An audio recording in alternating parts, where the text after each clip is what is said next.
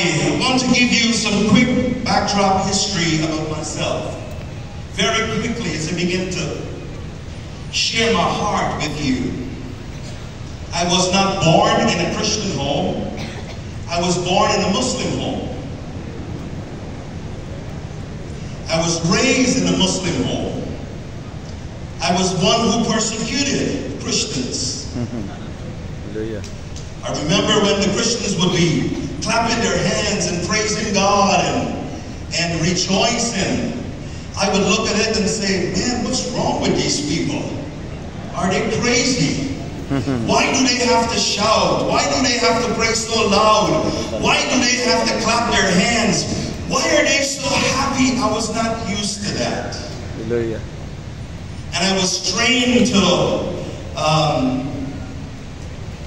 go into confrontation with the Christians and to challenge them on their Bible and the scriptures, not knowing that God had his hands upon my life.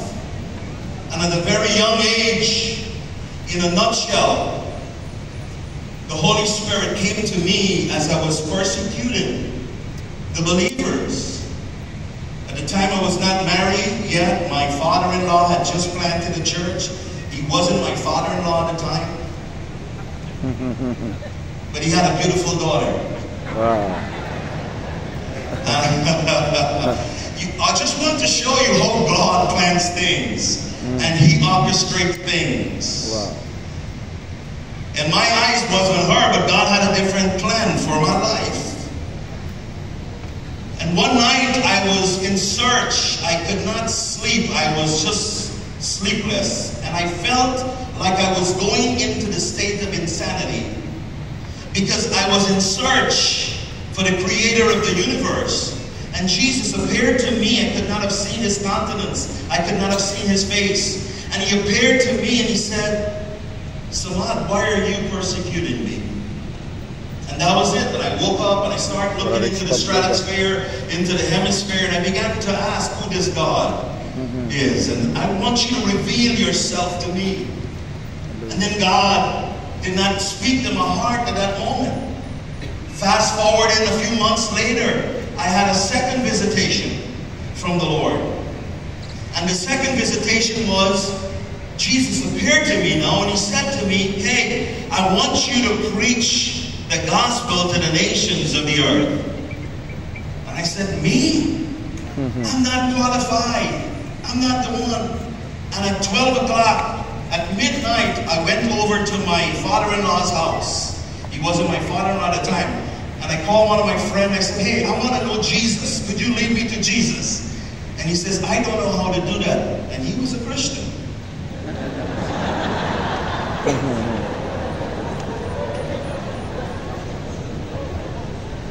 He said, I need to take you to this man who planted the church. Went and I banged on his door and I said, I need to know Jesus. And he looked at me and he said, you want to know Jesus? And he smiles. And all I knew was when I woke up, I was on the floor. I don't know what happened after that. I didn't know anything about being slain in the Spirit and all of that. But the Holy Spirit, Jesus, got hold of my life that night. And 3 months after being saved, I began to preach in revival services without even attending Bible college. 3 months after, I began to preach the gospel throughout the nation and share the good news of Jesus. And we have seen the miraculous hands of God upon my life and the ministry. And to God be the glory. Amen. And I tell you, there's no other than the name Jesus. Amen. He's the only one who can save us. And Pastor Gary said it well. He said, as long as you have an encounter with Jesus, your personal testimony, no one can take that away from you. And as I look at a word of faith, word of hope here this morning, I can tell you that the church of Jesus Christ is alive. Amen. The church of Jesus Christ is alive. The church is not dead like people are saying that the church is dying. The church of Jesus Christ is alive, and it's alive in the call out ones, and we are those who are going to carry this baton.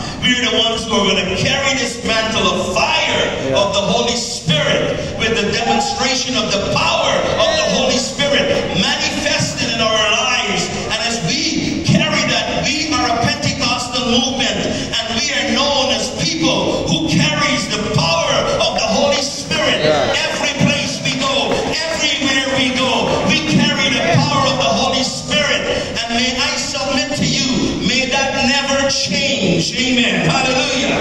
May that never change. May we continue to depend upon the power of the Holy Spirit and allow Him to work in our lives. Because if we try to do ministry on our own strength, we are going to fail.